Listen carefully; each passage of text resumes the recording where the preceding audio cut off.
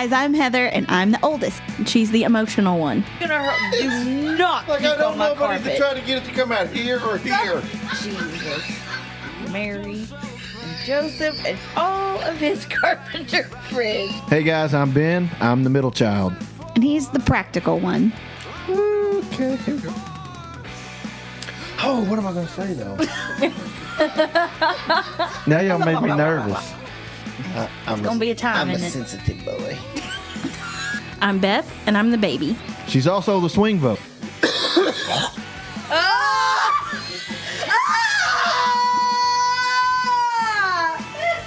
been hit!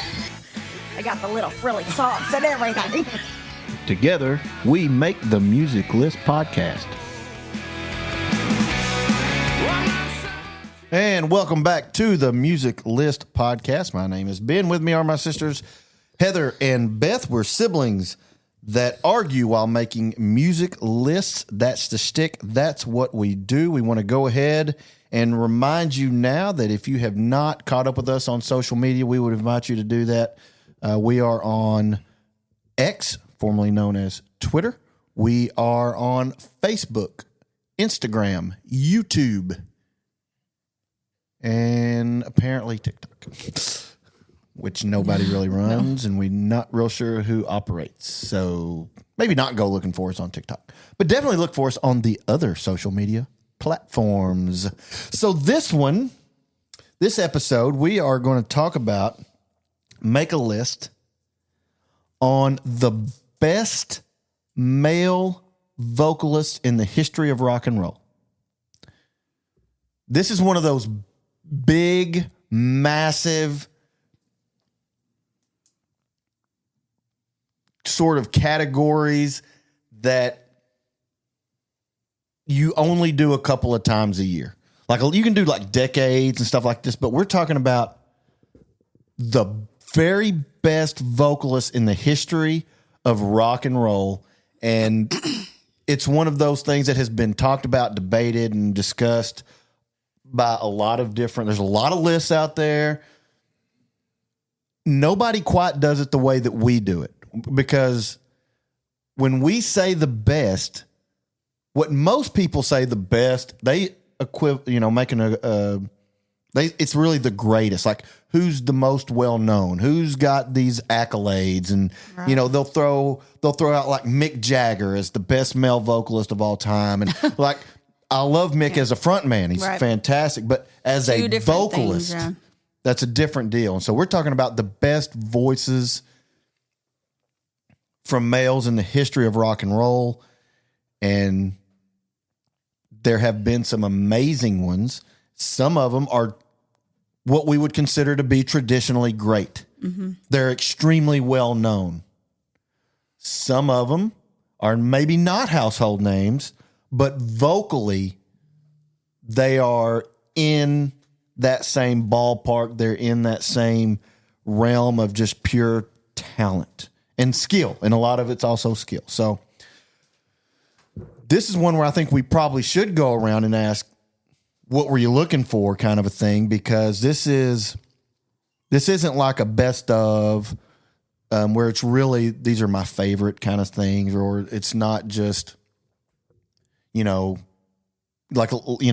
weeks ago we did songs about luck. All right. So it kind of had to be like in this target zone. It had to be this. And then it was kind of like, we just kind of really based it on 2 weeks ago, what we liked. This is a little different. So I would just kind of be interested to know, what was your criteria for your rankings?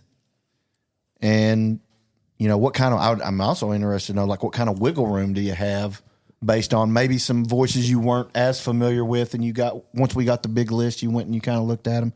So Beth, when you were making your list, like, what were you thinking about? What were you thinking? What was you thinking? What were you prioritizing when you were making your list? For me, I like a rock vocalist to have power, for sure, some grit, range, but I also prefer the guys who also have some soul, some bluesiness at times, not necessarily all the time, but I usually I lean toward those people rather than more theatrical or more like a James Hetfield, for example, just it is what it is, power in your face kind of all the time. I like him, but I didn't include him on my list, spoiler, because that's just not the type of person I prioritize. I do like some soaring moments where it's like, oh, okay, because a lot of things. We'll do Reba later. Yeah. Good idea. We should do it. So a lot of the time with a rock vocalist, especially when you're looking at like glam rock or anything in that time period, there are guys doing things that you're like, a man, it's not normal for you to sing like that. Because even for like singing cover band music, we'll do a lot of those songs, but they're easier for me. But some are even still sometimes challenging because of the notes they hit. And we were singing them even in the same key. So I like those kind of guys. It may be because it's easier for me to sing along with in the car. I don't know. Maybe that's why you like it. But those are the things that I like in a male rock vocalist. Heather? Of course, skill is important to me, power, some flexibility. What is strange, and I probably give more leeway to male vocalists than I do female vocalists, is I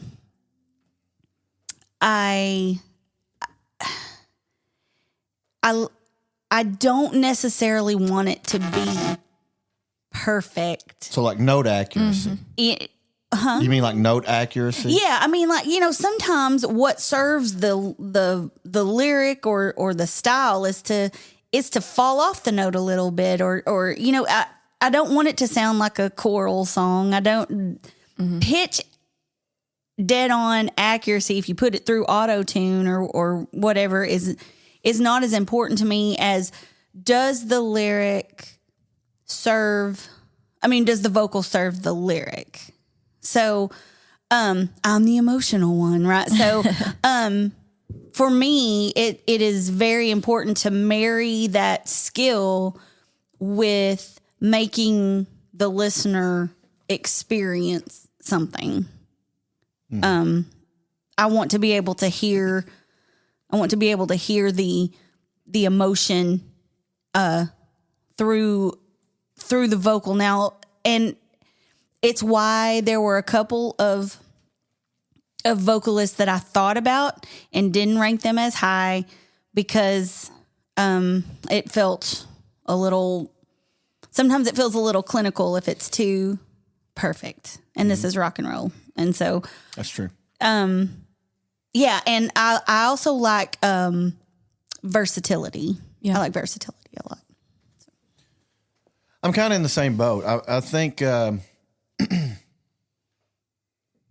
I think a lot of times, the ones that get the most attention for rock vocalists are the ones that have these incredibly high registers, and a lot of times, they're doing it full voice, and that makes it in and of itself like a genetic marvel kind of thing. I mean, how are they hitting some of these voices in what is essentially full voice, full chest voice at registers that like sometimes are like operatic levels. Yeah, to put that much power in your falsetto is. I mean, it's just, and it's like, how do they do it? And then when you look at some of the careers that some of them have had, the longevity, how has their voice held up over all of these years? Yeah. Like some of them haven't. And I'm not saying he's on the list or not on the list, but like if you listen to Steven Tyler in the 70s, voice is very different than it was in even the 90s. I mean, like over a 15-year period, he shot his voice. Now, he still managed to do amazing things because he's a genetic freak. And I think they adapted their styles to fit that gravel that he acquired from bad technique. I mean, bad technique is going to catch up with you. Eventually. But you listen to Dream On, the Steven, cool, though. the Steven Tyler and Dream On is a totally different Steven Tyler in like Crazy. Yeah. Mm-hmm. You know, I mean, it is wild, the difference. And then you've got guys like if you listen to like Ian Gillan, when he sounds like he did in 1977, because he has good technique. You know, so he doesn't injure himself. And Robert Plant still sounds. I mean, for the guy, Robert Plant, 80 years old. Yeah, and that one kind of surprises me. You know, and so you wonder, I hate that like Chris Cornell died so young. Oh yeah. I mean, you wonder like, where would he be? I think he would have held up. You know, I mean, some of these guys. But then, let me give you another example, and some of these guys are probably on the list, like Sebastian Bach. Sebastian Bach still sounds pretty good. Yeah. Pretty good. Yeah. You know, and a lot of his damage probably was not just singing. True. I mean, he lived It was Merlot. hard. Yeah. You know, and so it's just like it's just weird that some of them have been able to hold up over long periods of time.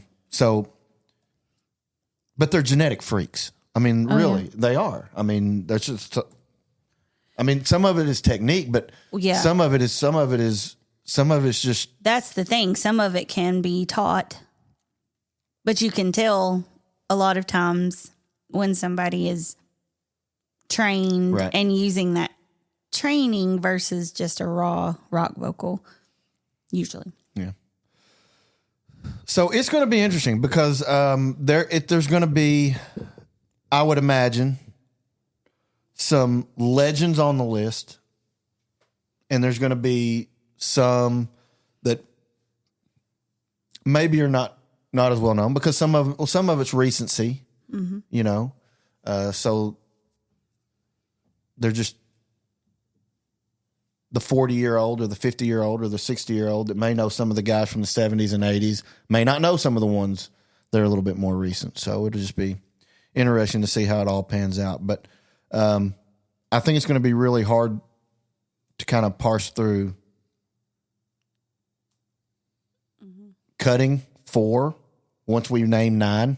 And I think it's going to be hard to rank the top 5 when we get a top 5. So we'll see. I guess we probably ought to get started because we need to get this thing in under 2 hours because YouTube doesn't accept videos over 2 hours. The draft order. The way this will work is we'll all draft 3 male vocalists over the course of 3 rounds. So we'll have a total of 9. Beth will draft first. Heather will draft second. I'll draft third. We'll snake round it. So I'll have the second pick in the second round, and Beth will choose last, and then Beth will pick first again in the third round, and I'll pick last in the third round.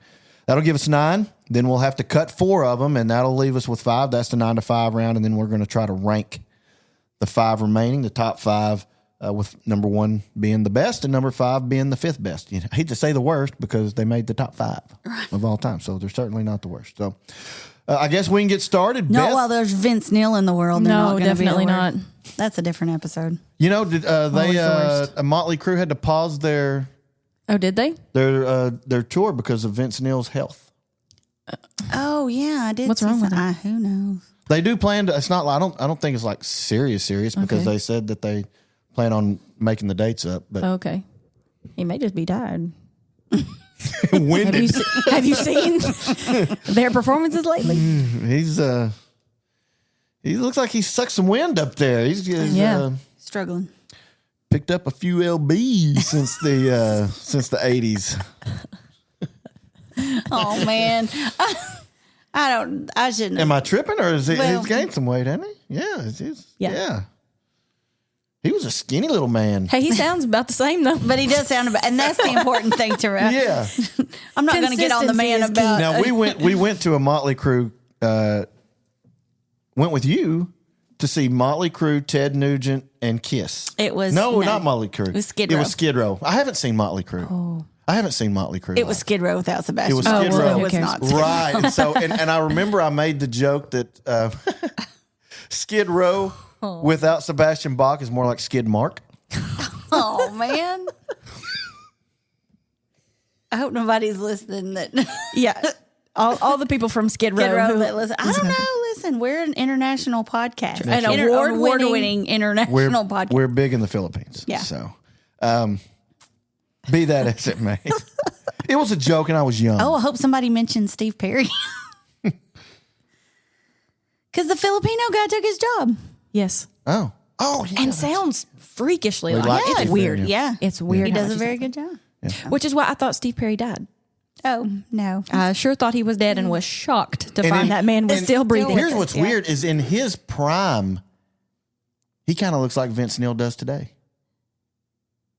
What? He was plump. Steve Perry? Steve Perry? I don't think so. I don't. He was a plump- No, he was I a don't little think. plump. Are you thinking about? Yeah, I And know. and also not blonde. No, he wasn't blonde. No, I know that. Yeah. I don't think he was plump. No. Maybe he just. Are you thinking He about had the same guy? he had a bad round tailor then. face. He had a bad tailor then. He had a He had a butt cut. little baby face. The wings. Anyway, I digress. Sorry. We can pick. Beth, you get the first pick. Okay. So my number one draft pick is Miles Kennedy of Alter Bridge and some other groups.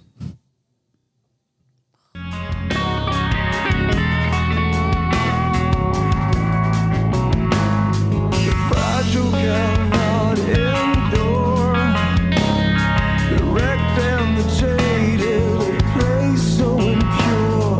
The static of this cruel world caused some birds to fly long before they've seen their day.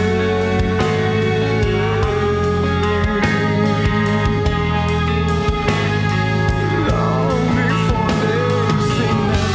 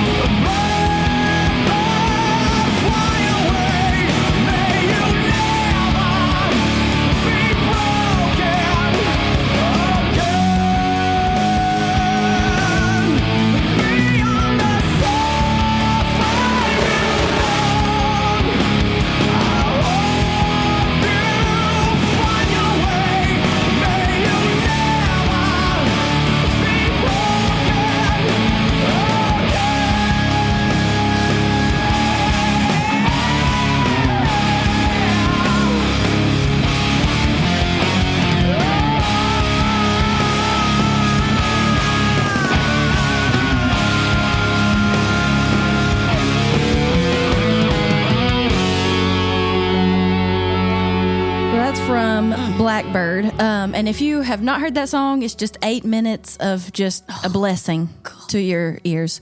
So I picked that section. It's not necessarily his biggest or most powerful section of that song, but I liked it because it showcased like in the verse he has this richness and just full bodied like lower register, and then when he really kicks it in, he can do those higher notes with a lot of power, and there's some grit there, but he still has the control, and can fall off notes and scoop beautifully. Just very, it is Control. accurately, yeah. So there is technique there, but it's not soulless. It's not just about the notes. And then at the very end, for him to be able to kind of wobble between those notes and then float up into this beautiful, clear falsetto. I mean, not me getting choked up by his voice. Oh my God, hold on.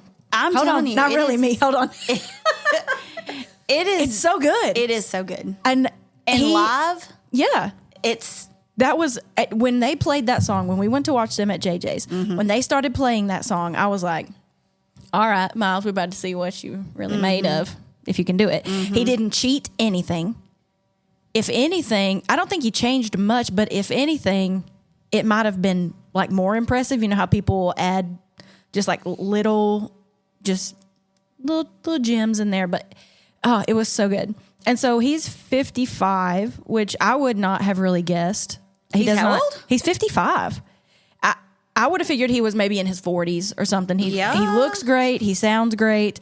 So he has range, technique, emotional depth, a lot of versatility. He has a 4-octave range, really powerful high notes, and a full voice that a lot of singers would struggle to reach even in their falsetto.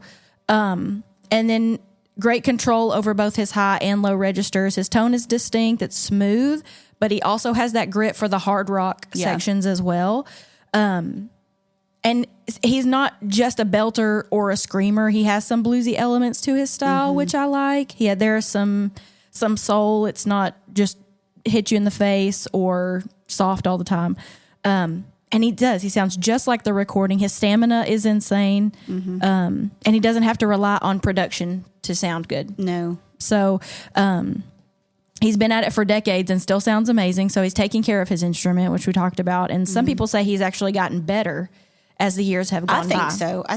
Yeah. And I could see that. And like, even like, you can put him on a stage with a guitar, and when he does like Watch Over You. Yeah. Oh, gosh. It's just. Oh, it's so good. This beautiful, soft, controlled, and he's all over the place. He's either, he's up there in that falsetto, and he's down in this really rich lower end. Yeah. And he's also an incredibly talented guitarist and songwriter. That's not what we're judging, but he is a triple threat in that way. And he's well respected. Slash personally chose him to work with, with Slash and the Conspirators. And if you're Slash, you can pretty much work with anybody you want to. So to choose Miles Kennedy, I feel like says something really about the respect that he's got in the community of musicians. So yeah, I love him dearly. Never met him, but he seems wonderful. I think based on what I have seen. Yeah. Like not necessarily like aside from this list that we're doing, I think he is the best one out there doing it right Today. now. Oh, I think so. Yeah. Currently, we've got a lot of people who are either retired or have passed on, but right now in the game currently, I think he is the best doing it. It was my turn. It is, in fact. Okay.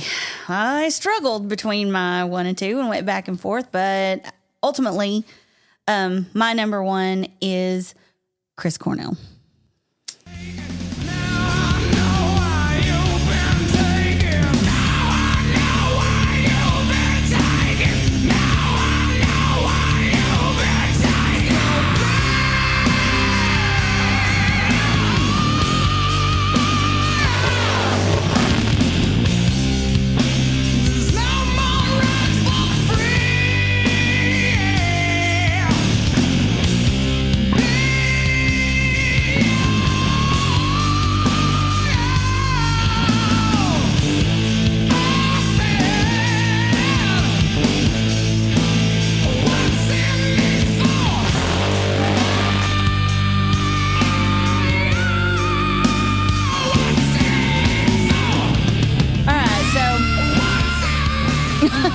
Let him do one more. Over 4-octave range. The thing about Chris Cornell is the colors in his voice. It is unlike anybody I have ever heard. Some singers in their upper register get shrill or nasal, and he does not do that. And in his lower end, there is a warmth and a roundness and it is, some people are so technically accomplished and good, but their voice is not necessarily pleasant. His is, and especially in songs like, I'm the Highway or, Like a Stone, or Fell on Black Days, it just envelops you. And he is the best, in my opinion, at evoking the darker emotions through his voice. You can't, if you're just listening and you can't see him, like it just totally envelops you in this emotion. And I think that in any kind of music, it's so emotionally charged anyway, but especially rock music that takes pride in raw emotion. He does that I don't know how to even put a adjective to what's in his low end, but then he just unleashes at the top. An animal, truly. And he can, like, how he can go from adding that gravel, that scream in, and then take it out and have the vibrato up there and then go back into the scream and then dip back down. He has so much control. And to be able to control everything like that, but still unleash the emotional part. That's just like the magic combination for me. I personally,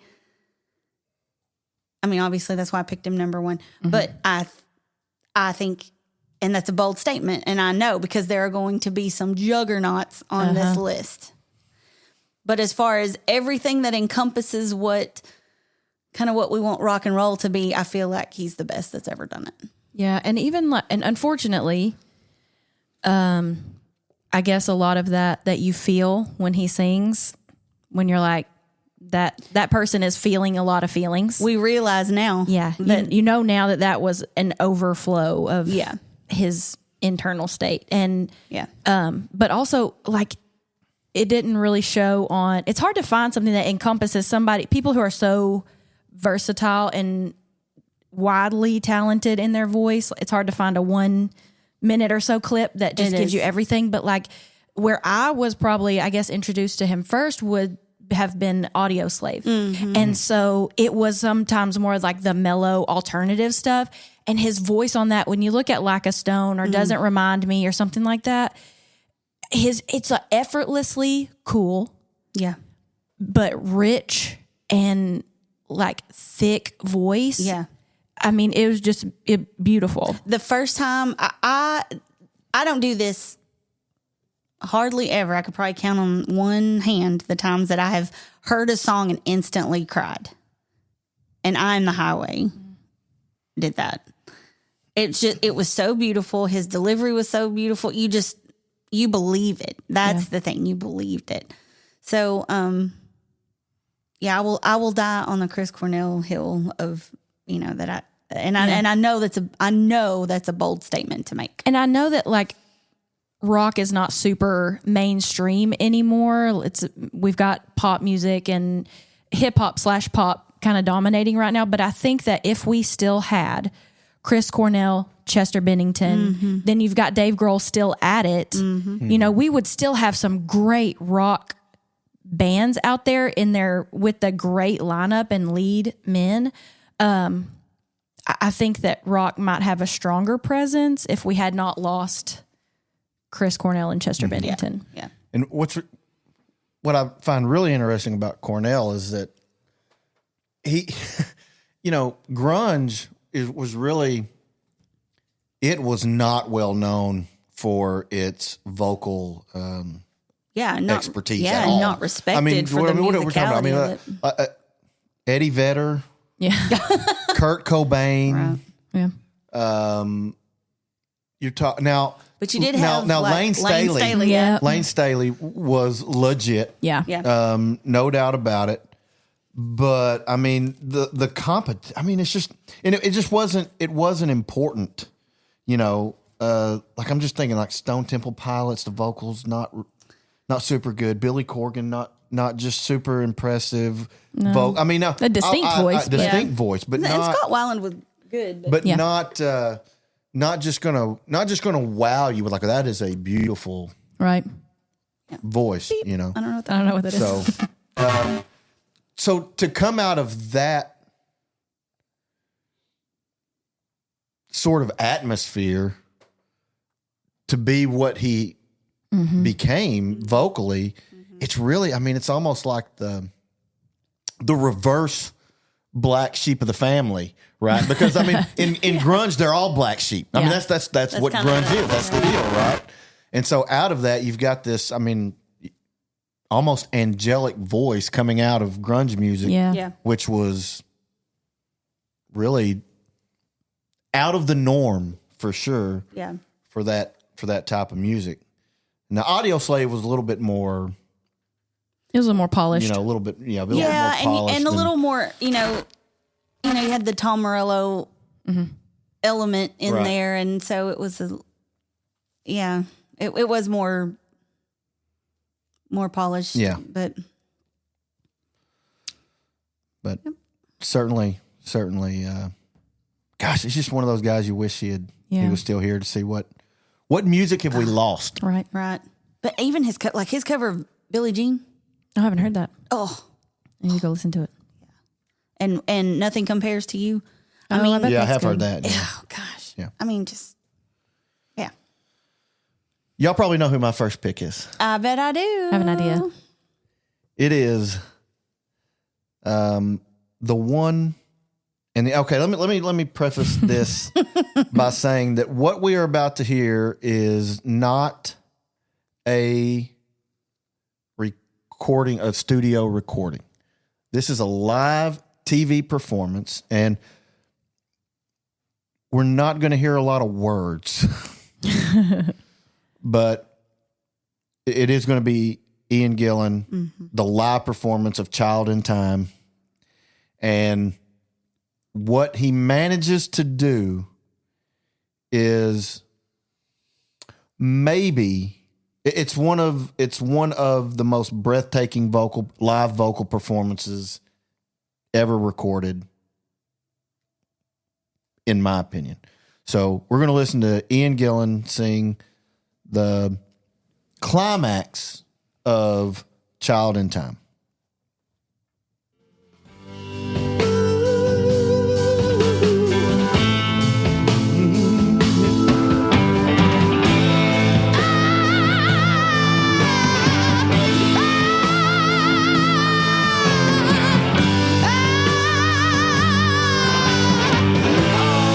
I wanna hear you singing.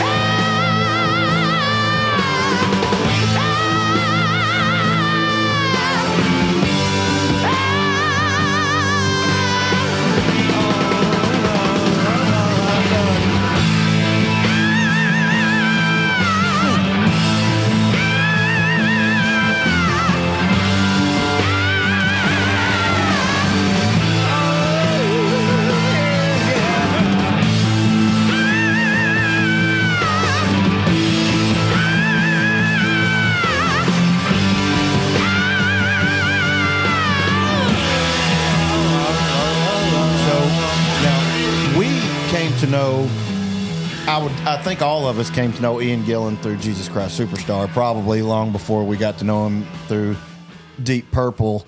So the role, he played the title role, but, and then could just as easily have played Gethsemane from that, and it'd been a dynamite yeah. vocal performance. Man.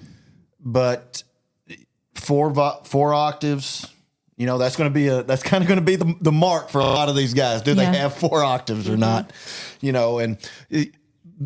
What's interesting about Ian Gillan, not so many on here, there are going to be maybe a dozen or better, maybe a couple of dozen of rock vocalists, great rock vocalists, that can go up and hit notes and scream out a note. But what's going to really separate this top tier that we're voting on today is going to be the ability to control it, Yeah. come in and out of it Yep. at will, and then to be able to slide when they want to slide and come out of full voice into falsetto voice into full-blown screaming and wailing. And really that's Ian Gillan's specialty. I mean, that is what he does. But he also, obviously has that, when he sings in that kind of that full You know, he's kind of got almost like an Elvis quality. Yeah, there's a to roundness to it. And there's and it's kind of bluesy and it's kind of jazzy, but then he can go up and just absolutely blow the top off as well. He is known to, in full voice, hit high C6s. I don't know what that is, but apparently that is what like the top opera singers hit, Yeah, according to my research. And so C6 is what they call high C. yeah. So, And then it says that his span is roughly from F2 to F sharp 5. I don't know. What's sharp 5? What is that? F sharp 5. That just means the octave that it's in. So, you know, like on the staff, Yes. right? And every good boy does fine. Yes. That F is F5. And Okay, that's so it's an F above the staff. it's the one that's on the top line of the staff. Okay. So that's where, So you know, F6 would be the next. yeah, that's above high C and stuff. But like, and that's where, you know, normal, that first sopranos hang out in that range and stuff like that. Yeah, I mean, that's So the it's- thing that, like, when you have the big ending on the choir piece that you're like, oh, one or two of y'all take that. It's Yeah. not for No, everybody. I'm sorry. He's C6. C6 is high Yeah, that's C. high C. Yeah, I got him confused with somebody else. He is C6. Yeah. That's higher than that's- F5. It is, yes. Yep. He's that high. He's that guy. Yeah. That's high. he played for Deep Purple. He might have been a different kind of high too. So, but you know, one of the things about Ian Gillan is that people have noticed that, you know, despite, and we talked about this, while many people have really ruined their voices or at least harmed their voices in ways by not singing correctly, he's one that has been able to in fact, he takes care of his voice so much he will not do Child in Time anymore. He quit doing that because he was like, I'm going to take care of my voice. So it's something that he has made. He has made a business decision. Yeah. With that, And smart enough to know that if he doesn't really have it, Yeah. not to, you know, because well, number one, that's just so. There's two things that he doesn't do. Number one, he doesn't sing it knowing it's going to be bad if it's going to be bad. Right. And number two, he doesn't cheat people by lowering the song. right. Oh, Because that's what I've seen Sebastian Bach somewhat recently do. I remember you. And I was waiting. You know, you like when you know a song and you're amping yourself up to hear like this amazing piece and then they cheat it, you feel let down. Like, you know, it would be, I think, sometimes almost better to not hear it at all. And so here's a little. I mean, y'all may very well know this because y'all know music, but he did an album with Black Sabbath, the Born Again album. He's the lead singer. I didn't know that. Now it's routinely considered one of the worst Black Sabbath albums out there, except for the people that are metal, like Yeah. Guns N' Roses has said that Zero to Hero. I mean, and if you listen to Zero to Hero, you can say, "Oh yeah, I can definitely hear that." Bruce Dickinson, Bruce Dickinson said, "Oh, it's a great album." I can totally see that. But if there are some, well, Bruce Dickinson is you know, I mean, very. I don't want to say he's as talented as Ian Gillan, but I mean, He's great for the style that he does. Yes. Their styles are very similar. Yes.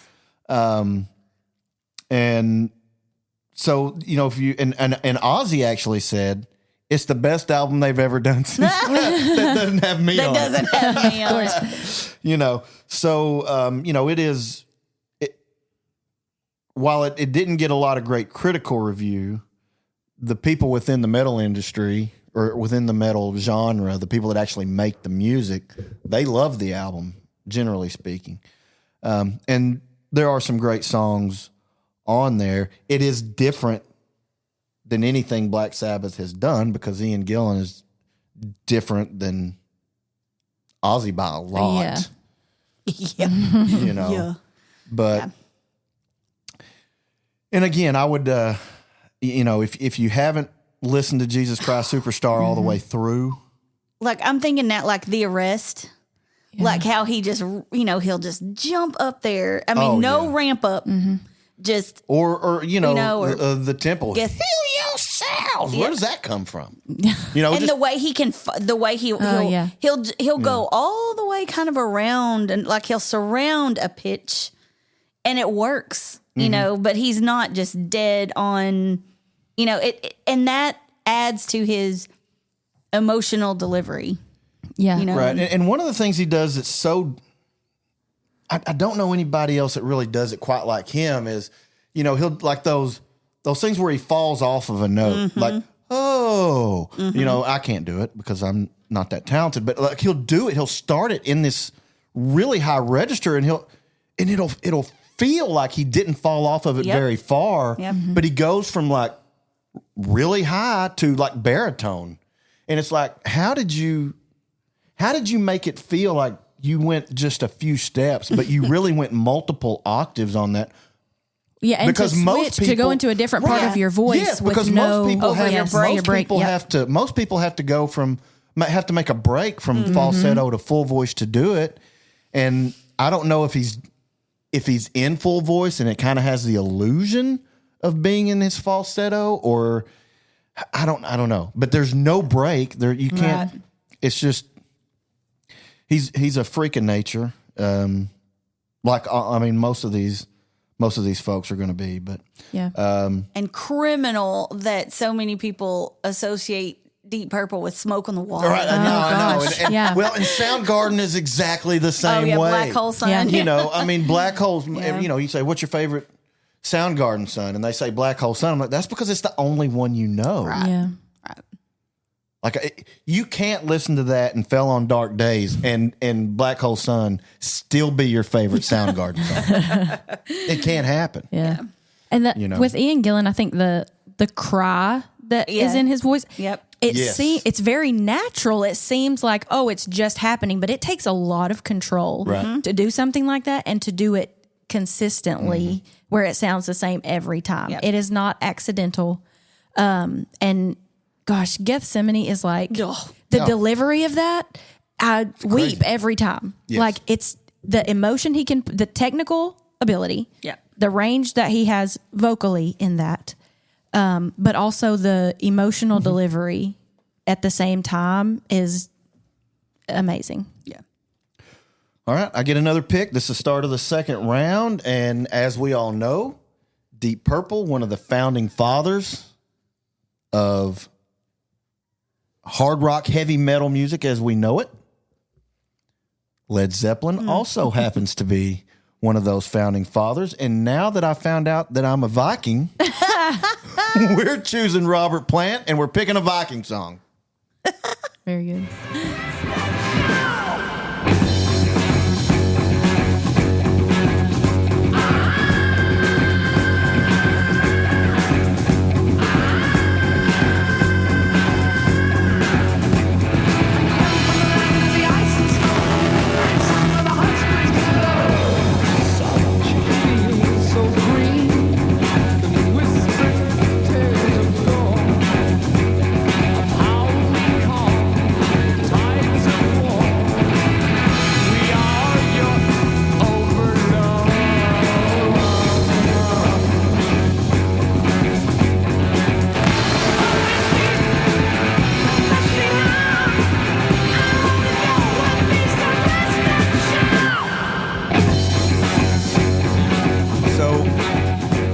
Say about Robert Plant, and really this is true of Ian Gillan too, because you can look back and you can look at who's in that band and you can look at the talent that is in that band. If you're going to be the lead singer for a band that's got Jimmy Page and John Bonham, Stevens, you better bring the wood, brother, because Led Zeppelin was a super group on their own. Yeah. Mm-hmm. Yeah. I mean, they're all arguably in the top 5 of their own position in the band. Yeah. I mean, even Stevens, really. I mean, he's John Paul Jones. John Paul Jones. Close. John Paul Jones. Even John Paul Jones, he was really part of the genius behind. I mean, in those bass riffs, Oh, just yeah. stupid Yeah. good. You know, And all those keys. And but Bonham, maybe the greatest drummer of all time. Jimmy Page, one of the most, at least the bottom line, influential Sure. guitar players of all time. And then, in order to be the front man, first of all, if you got Bonham banging with the power, you gotta be good. You gotta be good, because Bonham alone can overpower everybody else in a normal band. And so, and then you look at just the sheer dominance, really, that Led Zeppelin had in the 70s was really kind of crazy. He's another one that has kept his voice pretty well in line over the years. I don't know how old he is. He's probably 80. Probably. oh, let's consult the Googles. And he's another one who has Oh, incredible versatility. I mean, yeah. you know, I mean, this is really a blues band, you know. Yeah. I mean, and then they kind of step out and do some crazy things. He's the one that's got right at 4 octaves. Probably can sing a little lower than some of the 76. ones. 70, he's 76. He's approaching 80. Wow. Okay. Anyway, What did you think? he and Steven Tyler are the same age. And that seems weird to me. Well, As I- yes. who did you Wait. think was older? Robert Plant. By a Yeah. long shot. yeah. I think because I was listening to Aerosmith, Yeah, you know, when I Well, was and, young. and, So Aero- they and seem- Aerosmith is a direct result of Led Zeppelin, for one thing. I mean, I read an article about Steven Tyler that he went to a Led Zeppelin concert and it just blew him away. Like, it was a totally different. He said, I'm changing the way I do this. I'm changing the way because that's what I want to be. And you can definitely hear the influence of Robert Plant on Steven Tyler. But one of the things that, you know, we talked about the versatility of Robert Plant is he can sing a straight blues song in the lower registers and deliver it 100%. And then he's got those screams, and then he can sound like a Viking like us. like us. Yes, if you haven't heard us, we sound like Vikings. we do. Well, No, I didn't say we sound like. I said like Vikings, us. like we're Vikings. like we're Gotcha. Vikings, yeah. Gotcha. He like in Babe, I'm Gonna Leave You. Like he's, yeah. I mean, like he probably has the most sultry voice on the list. If there is going to be a singer that is going to seduce somebody, he's probably the guy. As far as, I mean, he was the Golden God. Oh, and he's you know, he's gonna have that shirt unbuttoned all the way. He's gonna have that hair, now that this hairy is- chest, and have you seen? he's gonna be holding those hands out, just like, come on, baby doll. Have you seen that picture that girl posted? It's a picture of a young Robert Plant, and she's like, "Find me a guy like this," and he comments and says, "Hi," and she said, "No," and he said, "I'm literally the guy in the picture." But You know, yeah, so time and- is a thief. Yeah. And in a way, you know, this is Robert Plant's one of those guys that is one of the obvious choices to be drafted. Sure, yeah, yeah. And one of the And things we've deserves said, it. and one of the things Yeah. we've said is sometimes the obvious choice is obvious for a reason. You making your play for? Oh, I'm just saying, you know, it would have been a shame for him not to have been drafted. Right, I agree. So I drafted him. Yeah. All right, next pick in the second round. Who's in the middle? Okay, me. You. Okay, my pick has been mentioned already. Sebastian Bach.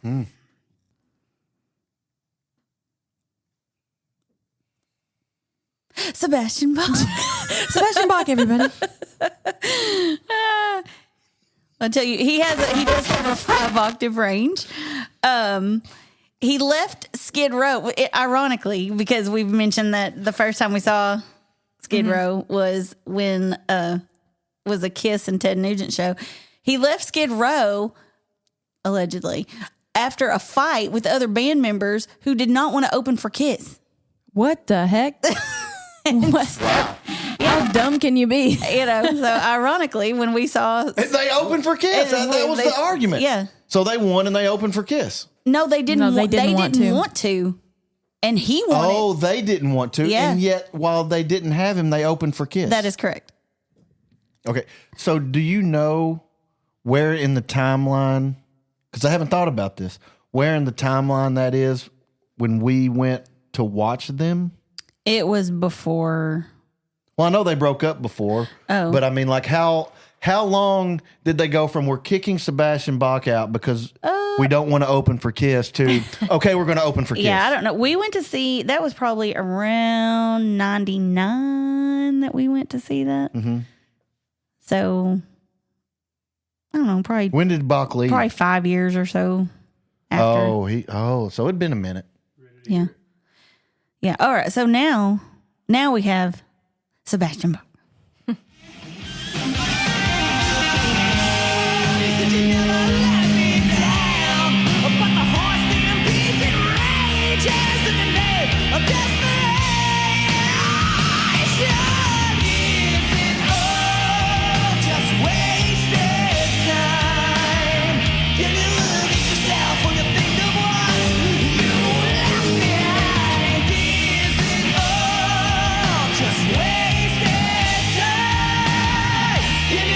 Yourself when you think of what you've left behind.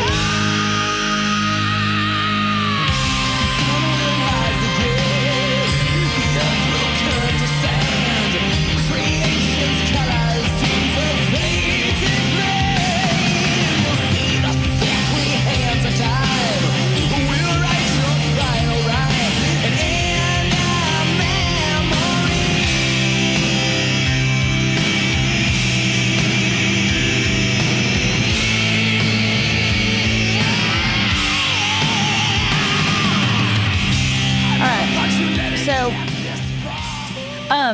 So he's got that upper. Now that was an example of kind of the growl he can put in there, but you could hear the vibrato that he put in through the growl, which is he started with the growl and then put the vibrato in and then came back out, and then that also showed. He tends to he's real solid in the middle and has amazing power at his top end. He doesn't play around too much in his lower register, but just like I Remember You, it just soars and it keeps soaring and it keeps soaring. And I will tell you this, like as a female singer in a cover band, we covered that one time. That song made me see stars, literally. Like like trying to hold that out, even as a female singer at that register for that long. I was deprived of oxygen. And then you got to stay up there. Right. The chorus after that. Yeah. And you're moving around. It's not just, so I will can confirm it's hard. and he is out there doing it. So here's the cool, also here's a fun fact. It's time for a fun fact. Yeah. So Sebastian Bach tried out for Velvet Revolver before they got Scott Weiland, and Slash said, "No, we'll sound like Skid Roses." Skid Roses. So he did not get the job. Yeah. But here's the cool thing. He went on after leaving Skid Row and continuing to, record rock music, of course, and stuff. But he did Broadway. Didn't he do Big Brother? He may have done he did that super group. He did that, what is show? it? That Rock House or something. Oh, okay. That's what it was. Yeah. The Surreal Life or whatever. Maybe something where they all were a bunch of together. guys in the house. Yeah. Gilmore Girls. He is all about being on TV. Yeah. He loves it. And he loves an interview and he loves to crack himself up. He thinks he is the funniest person alive. He really does. He is kind of funny. He is funny. He is pretty He funny. seems like a really cool dude, actually. when he's not drinking. Well, but I mean, like he seems like that became a problem on yeah. the supergroup song. But like he did Jekyll and Hyde, he did Rocky Horror, and he did a touring production of Jesus Christ Superstar and sang Jesus. And Oh, I'd with, love to hear that. work. I'd love with to hear Carl that. Anderson, who was the movie Judas. Okay. Yeah. So I bet that was a pretty good show. He was also on Celebrity Rap Superstar What? on MTV and Gone Country on CMT. And if that does not speak, and he was Prince Triton on SpongeBob and on the Gilmore Girls. So if that does not he was. speak to his versatility, I don't know. I mean, he what has like a Gene does. Simmons type. Will do anything. Give me the dollars. Yeah. But Kinda the thing thing. is, he really can adapt to. I didn't see Celebrity Rap Superstar personally, so I don't know how he did on that. But I do remember the Gone Country. I do know that remember show. watching So that. he tried to sing country songs? Yes. How do you do? Okay. Best of my knowledge, I don't really. You don't remember it being bad? I don't remember it Yeah. being bad. I would have remembered if he had just gone in there and just, Yeah. I just can't. I think He was so funny on Gilmore Girls. I think the Broadway thing really trains you to, get in character. And he is so just fundamentally talented that I think he probably can adapt to most styles, like Jekyll and Hyde was pretty musical, stereotypical musical theater. Rocky Horror I don't know what part he played in Rocky Horror. I would Yeah. imagine I would hope. not Frankenfurter. No way. Is that Tim Curry? Yeah. Yeah, I would hope he was You that. think? I would hope. I don't know. I don't know about that. To hear him sing "Sweet Transvestite" from Transylvania or whatever, I mean, I feel kill to see it. like he would I commit think he could pull it off. to the part. Mm-hmm. But I'm looking it up right now.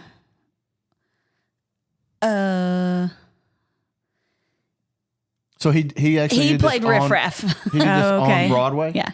Huh? Was he on Broadway? Yes. 2001 Broadway production of the Rocky Horror Picture Show. I don't mean this as Or the a Rocky Horror Show. Oh, okay. Not the, it's obviously not the picture. picture show. Yeah, I don't mean this as a slight in any way. It's just the best way I can describe him. There's a butt coming.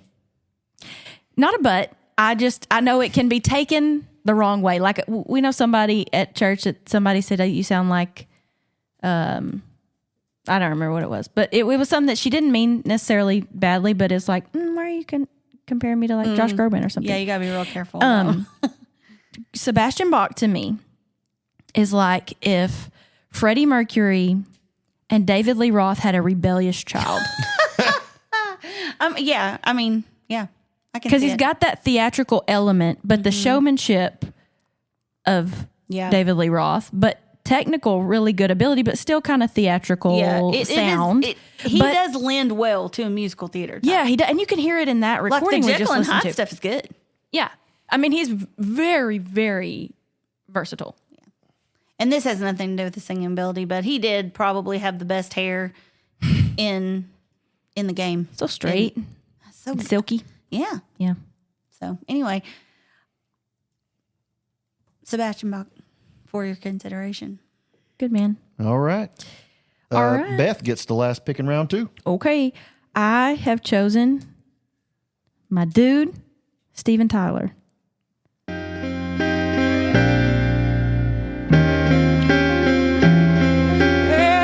Sing with me, sing for the year, sing for the laugh, sing for the tear. Sing it with me, if it's just for today. Maybe tomorrow the good Lord will take you away.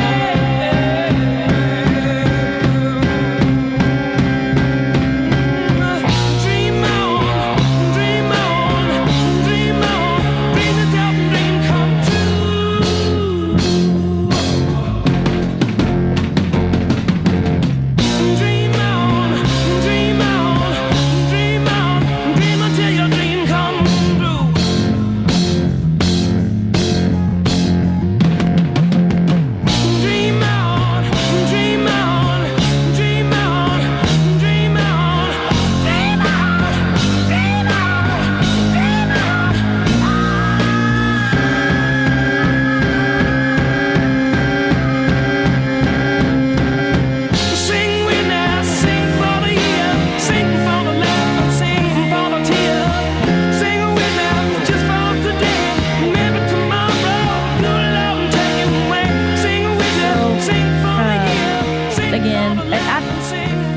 necessarily want to choose Dream On because there are so many great Aerosmith songs and he's just so good. But like that piece is just, it's such a showcase of his, the heights that he can reach.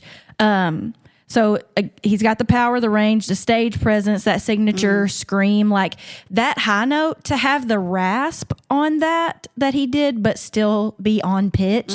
There are, I don't know really that anybody else could do that like that. I mean, just the vocal quality up there. Close to having that grit up there is Axl. Yes, but that's the only person I can think of right offhand that's got the grit at that really top. And range. unfortunately, that might be the drawback of being able to do that at a certain period in time, because we know Steven Tyler has injured his voice. They stopped touring. Axl does not sound the same as he used to. Has not held up, unfortunately. I will say though, I saw them about 10 years ago, and he did not change the key. And I was like, is he going to go for that money note? Is he going to do it? He did it. Yeah. I mean, so up until very recently, he was. Yeah. Aerosmith is a bluesy band. So he's got that bluesy style that I like, but also like glass shattering highs, just a legendary voice. Screams are pure rock and roll, and he sustains them on pitch, which takes all that control. And unlike a lot of screamers, which as an emo baby, you know, I have experience and listened to a lot of screamers, but his voice stays rich and melodic rather than sounding just strained. There's a purpose to the scream. And he has that charisma and stage presence, which I think does play into when you're talking about a vocal, because that's part of communicating vocally, that persona, that confidence. He has this energy and swag that comes across even in just a vocal recording that you can't just put any singer on these songs. Like you couldn't just put anybody on Crazy or Angel or something like that and it have the same impact. They might be able to hit the notes, but I don't think they could deliver that song the same way. Like when you were talking about, does the vocal serve the lyric? I think like listening to something like Crazy, that the rasp that he has, but also just this, I don't know how to even describe it. It's almost like a cry. Well, like in Angel, like that flip he has to, I mean, back and forth, you know, on the chorus and stuff. I mean, that's control. And then when he does have a rich sound to his lower end too, but he has a lot of versatility across genres, very adaptable as a vocalist, very hard rock with something like Sweet Emotion, Walk This Way, blues rock, Baby Please Don't Go, Last Child, power ballads, I Don't Want to Miss a Thing, Crying, Angel, and then even things that are more funky pop rock, Love in an Elevator, Janie's Got a Gun, Jaded.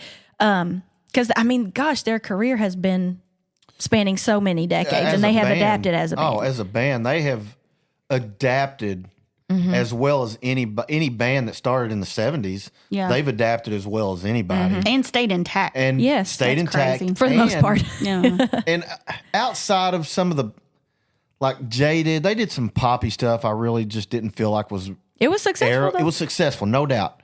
But they did like that album. They did some poppy stuff in the 90s that really didn't feel like Aerosmith to me.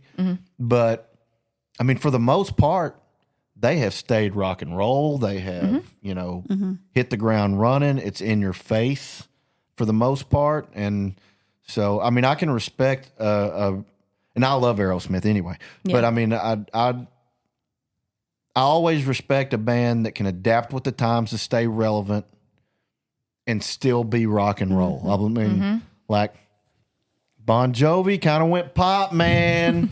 In the 90s, kind of lost his way, It's dog. My Life. Come on, man. Lost his way, dog. Now he does jazz hands. Does he really? Oh, all the time. He doesn't sound super great, unfortunately. You ought to watch that documentary. He had some vocal issues. Yeah. But with Steven Tyler, I mean, he has that signature voice. It's iconic, recognizable, has that grit, but still has a smoothness to it. A lot of power, but control within that power. And some people who have called him an influence would be Axl Rose, Sebastian Bach, Brian Johnson, Vince Neil, but we don't have to talk about that.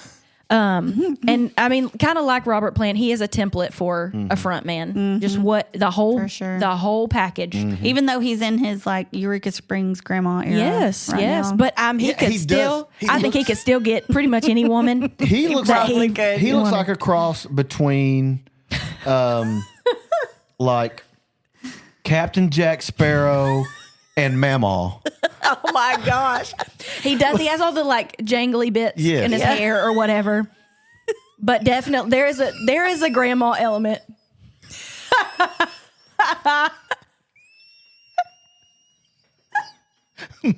Mom looks Heather confused. is gone. I hope the people could hear the airplane laugh for so long. Oh my gosh. He does look like that, but very good. I'm very disappointed. We were supposed to see them in November, which obviously that didn't pan out for me, but they had canceled the show anyway. And we thought maybe they would reschedule, but at that point they just said, we got to hang it up. Yeah. Unfortunately. So that's a bucket list thing I probably Yep. will never see. That's right. And what I would say is if you have a bucket list band that you want to see, and you have Do an it. opportunity, Go. always take it. Yeah. Because you never know when they're going to, band may break up, somebody may pass away suddenly. Yeah. That's why even though I had not, I went and saw Willie Nelson, I don't know, 6 years ago. And it wasn't, Willie's not the same Willie he was in 1985. I feel like he will never die. But Willie is eternal. but He said it's waffles. that's waffles and weed, baby. Yeah. That's the name of the What a next laugh. tour. I guarantee Waffles you and Weed his 2026. blood pressure is probably perfect because that dude is as chill as it gets. He's just chill. Yeah. I've always said that they need to. They won't do it because it might snow, but they need to have the Super Bowl in Denver, and they need to have Snoop Dogg and Willie Oh my gosh. do the halftime show, and it be the Mile High halftime show. Bring Afro Man out as a special guest. I don't think they could trust him not to cuss on the mic. It's true. But anyway, that was Steven Tyler. Back to Steven Tyler. good choice. You get another pick, though. I do. So I already referenced this artist earlier when we talked about Sebastian Bach, but my third draft pick is Freddie Mercury.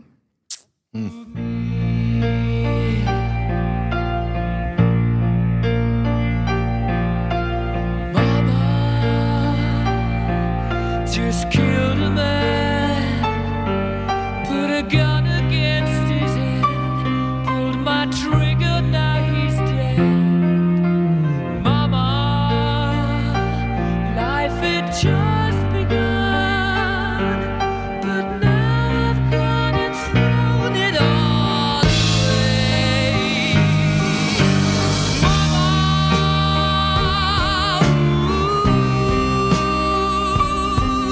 didn't mean to make you cry. If I'm not back again this time tomorrow, carry on, as if nothing really matters.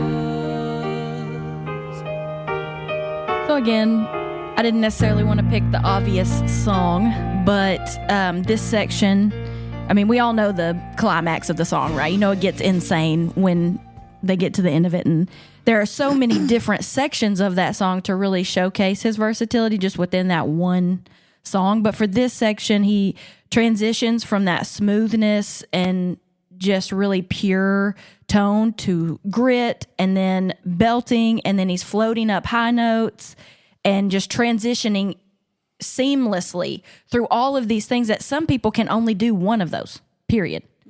And so he's really kind of in a league of his own. He's not necessarily one of my Queen is not necessarily one of my favorites. I don't lean toward the theatrical rock as much as hard rock. But he can do that kind of stuff too. But a lot of their stuff is a little bit more, I don't know how to put it, a little bit more sparkly than I like my rock. I don't know. But It's very polished. Theatrics. It There's is a lot very of- there's a lot polished. of- Very produced. A lot of theatrics. theatrics. And Operatic almost. sometimes, yeah, and maybe that's what I kind of, it's they're very so- technically sound. Queen is so versatile. Yeah. So it's almost like, okay, I don't like Queen. Okay, maybe you haven't liked the Queen songs that you've listened to, but let me show you these other 10 Queen songs. Yeah. Oh, yeah. Because they can be like almost hard rock. Yeah. Their earlier stuff is. There's a They lot can to, be they can yeah. be pop. They can be, funk. They can be all this. Number one, it's because outside of just Freddie Mercury being amazing, you got like Brian May who Yeah. can do everything on the guitar. So I mean, they are. Maybe I'm not a super big Queen fan, but they may be the most versatile band ever. I mean, just the range of stuff that they did Yeah. was wild. And in not a huge amount of time, right? How long were they operating? I mean, he died. 10, 12 years. Yeah. probably. I mean, that's not a lot to be accomplishing so much. Right. But his range, power, emotion, obviously stage presence, just pure vocal ability. I mean, man, he has nearly a 5-octave range, and he can hit those deep lows with richness and then transition beautifully to high tenor and falsetto range of his voice. And I do feel like he's one of the most technically gifted in rock history. I do usually prefer a little bit more of an unpolished sound, but I mean, you can't deny, his ability. One of the best when it comes to belting, and just great dynamic control. Not loud all the time. Really understands how your voice can be a part of the song as an instrument itself, not just let's showcase me, because he easily could be that way. Yeah. Because he's that good. But to say this is not the Freddie Mercury show. This is me doing my part in this band to connect with this song. So yeah, more than a singer, he's a showman, which comes across vocally, kind of like we talked about with Steven Tyler. They're not. I mean, Adam Lambert, I think does a good job, but Can you imagine? he's not Freddie. I mean, like Yeah. but he has that showmanship type persona, really flamboyant in some ways. But that was the thing about Freddie, was like he was very flashy, but could also not be. And I think from what I understand, his personality was not that at all. Like he was very Right, he put reserved it in his on, personal yeah. life, which is even more of an impressive thing for it to not be your default mode. Like David Lee Roth, Yeah. that dude is that dude all the I time. feel like he lives that life. Yeah. So his voice is scientifically unique in that studies on his voice found that his vocal cords moved faster than a typical singer, and his vibrato was faster and more irregular, which gives his voice some of that operatic feel. But his voice remained powerful even as he was fighting illness. I mean, you can tell when somebody has that kind of technique, he could have lasted easily. Oh, like yeah. his voice would have held up because he wasn't beating it up. Right. He was using it to its full extent, but using it well. So, yeah. Do you know what they attribute some of his ability to? No. He had 4 extra teeth. Oh. And it I guess the crowded- resonance would be different. Yeah, and so it created more space. Huh. I don't know. Interesting. Watching Queen's Live Aid performance Yeah. of Radio Gaga, Yeah. when all he has to do is he moves his arm like hundreds of thousands of people in the palm of your hand. Cannot imagine. Yeah. Just unreal. I mean, and that's kind of a frontman, Yeah. conversation, but But you got to be that guy in the studio too. yeah, you know? yeah. And he was that way live. I mean, everything held up live. I just my only reservation about the reason he wasn't higher on my list is because it's almost too perfect sometimes. Yes. And to be transparent, I went pretty far down my list Yeah. by the time I got to drafts. So he's he's not as far up as my draft picks indicate. Right. But very good. Very Yes. good. Yeah.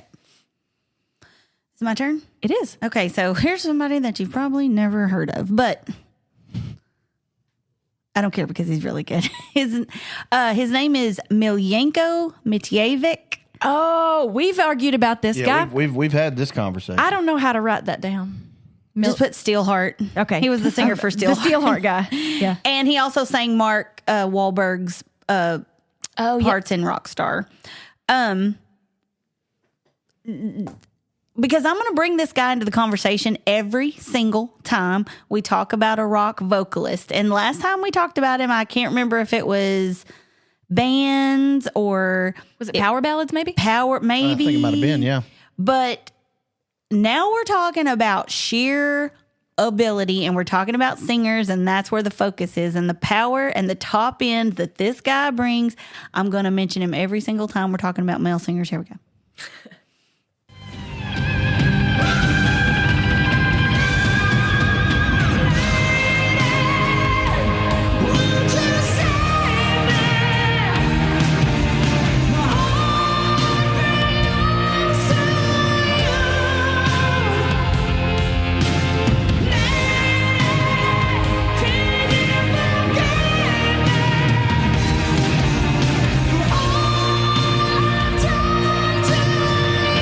That was pretty good, but wait.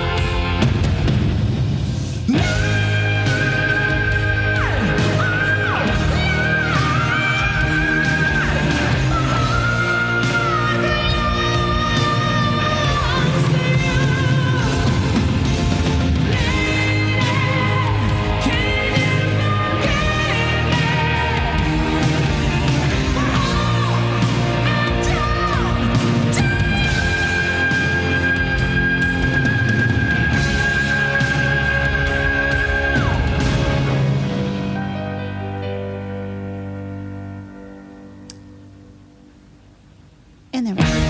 Oh, there's no more singing. But he just jumps up there, just out of nowhere. Those vocal runs that he's doing in that Yeah. register are very impressive. Yes, and the wobble, Yeah. Mhm. and the fact that he knows exactly when to bring that vibrato in. You can tell when you've held it out just long enough that if you don't bring the vibrato in, your pitch is going to sag. But I mean, he held that out, and for freaking ever. It takes a lot for me to like stop and shush anybody. Like if a song's on, I'm like, whoa, whoa, whoa, whoa, whoa, listen to this, and I will every single time with this guy. Also, you may remember, I'll never let you go. It's an 80s hair band song. What is, you're always on my mind. I can't remember, what's the title of it. Yeah. Never Let You Go. Yeah. And then just all the vocals in Rockstar are amazing. And now, maybe a bit of a one-trick pony. But in Rockstar wasn't that was who was the guy that played him? Mark Wahlberg. Wasn't Mark Wahlberg able to keep up with him note for note? And wasn't that the whole deal that he was able to sing every song just like him, right? No, he did not. Yeah, but that was the whole What? purpose of the movie, wasn't it? I don't know. I haven't seen that one. Huh? Didn't he remind me? I thought the plot was that he saw him singing and he could do every song just like him. I can't remember who the guy then- was that played the original. The original guy I don't remember, but Mark Wahlberg did not sing.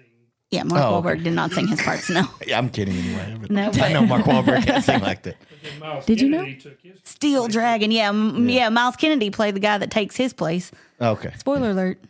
Oh, and then I have to watch that movie now. Gosh. It's really good. Well, now you It's don't got have Miles to. in it. It is. Well, I also don't have to watch any of the Rocky movies by your... Oh, no, Because you I have just to got watch the Rocky whole IV. synopsis of the series itself Yeah. in the workout song. Okay, who won Rocky 3? The other Exactly, guy. so you need he to- lost in that one. Then you need to watch it because you don't even know. Didn't he lose in that one? Yeah, I'm right. Uh-huh. Well, yes, but it's a Okay, more I told you. complex answer Yeah, than that. it is a little complex than that. He Anyway. lost and he won, then he lost and he won, right? Miljenko Mitjevic. So he. So anyway, like I say, he's just so freaking powerful up in that top end, and it's just these gymnastics. And when we're talking about male vocalists, I'm gonna put him in the conversation. So he's that good. He's not the most well known, but he definitely, I think, deserves to be considered, and that's why I drafted him over some other. There are some people at the bottom of my list, and I got pretty far down in my list because I think we kind of agree in large part about who the best are. So the top five, the ranking is going to be might be hard. It's going to be Right. rough, but I think we'll be able to get to 5 relatively easily, but the ranking will be difficult. But I want him. I wanted to put him in the conversation above some All other right. powerhouses. So, the last pick in the draft, and we have really been focusing on these guys that have these super high register. That's been the common thread. Every single one of them are these wailing, super high register guys that can hit these incredibly difficult notes. Let's change the tempo a little bit. I know you love Jim Morrison. Did you pick Jim Morrison? Yes. Please think baby, light my fire. No. Oh yeah, it was fire. light my fire. Sometimes That's my impersonation of being that's your impression of impersonating. me doing an impersonation of Yes. Jim Morrison. I got it. As you guys know,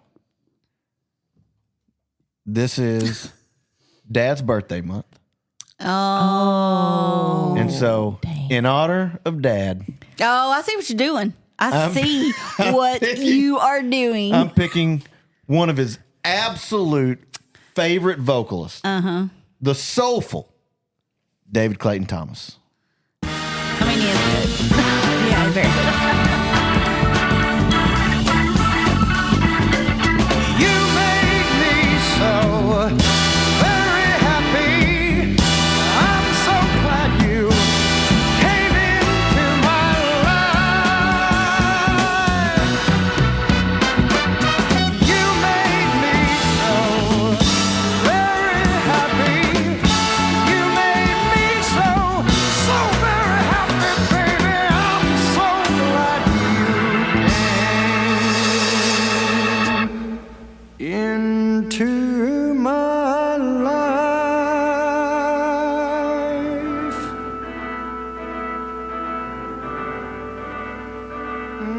I wanna thank you, girl.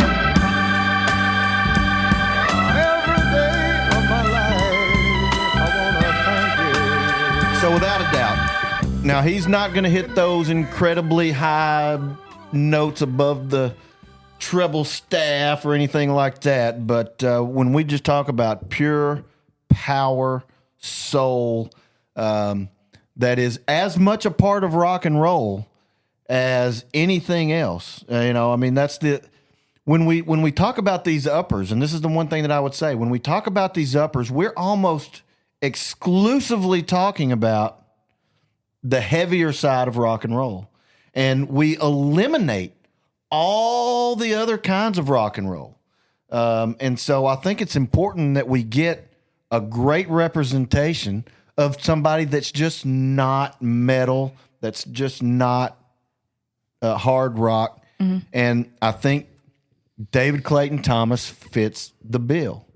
And so his ability to just incorporate just that bluesy, soulful emotion in a chord, and then in addition to just the pure power that he had. And to Dad's credit, he pulled off a pretty good David he Clayton sounded Thomas. So much like him. So- That at their 25th anniversary party, they had that big party and then there was like the dance floor or whatever.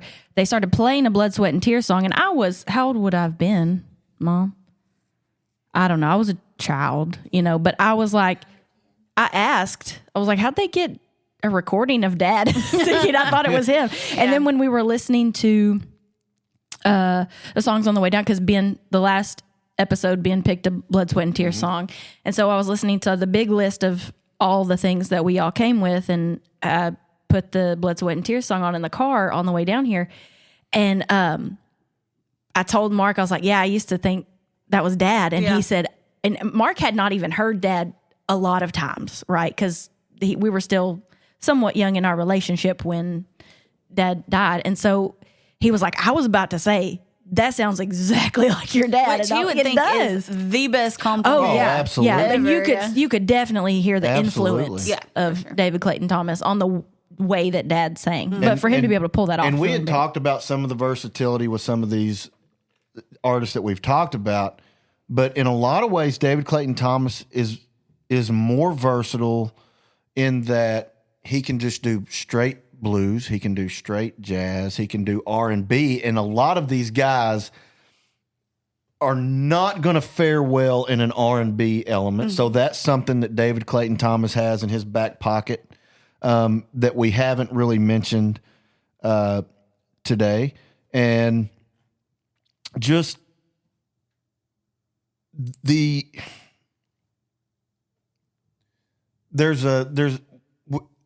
you kind of sometimes get lost in the sheer ability of what these guys are doing when they're in these uppers, but I don't know that you always feel emotion up there. Sometimes you're just in awe of what they are doing. Like, I don't know that I get emotional when I hear those uppers, when I hear Ian Gillan go, I mean, it's like, dude, that's really good. That's super impressive. But I don't know that I like feel in my heart, but like They're when you the hear, Eddie Van Halen of Yeah. I think in the context, sometimes it depends on the context of the song. But so like, you know, when you get like You Make Me So Very Happy, you know, that's a love song. Yeah. And is not served by those kind of. Right. And so, you know, you've got, and you can kind of get some emotion out of, not just from the singer, but you can kind of feel it better as the listener with a vocal like this. Now, it still takes power to pull it off. It still takes grit. And then you've got, you know, just even in some of there is some kind of subtle theatrics, you know, it's coming, some of that little humming, you know, it's just like, you know, there's a creativity in what he does that you can't really afford to be creative up here. You're just trying to survive. You know what I mean? Yeah. But when you're in that full voice and you're in a place that's comfortable for you, then you can add some creativity. I think that all goes into what makes a great vocalist a great vocalist.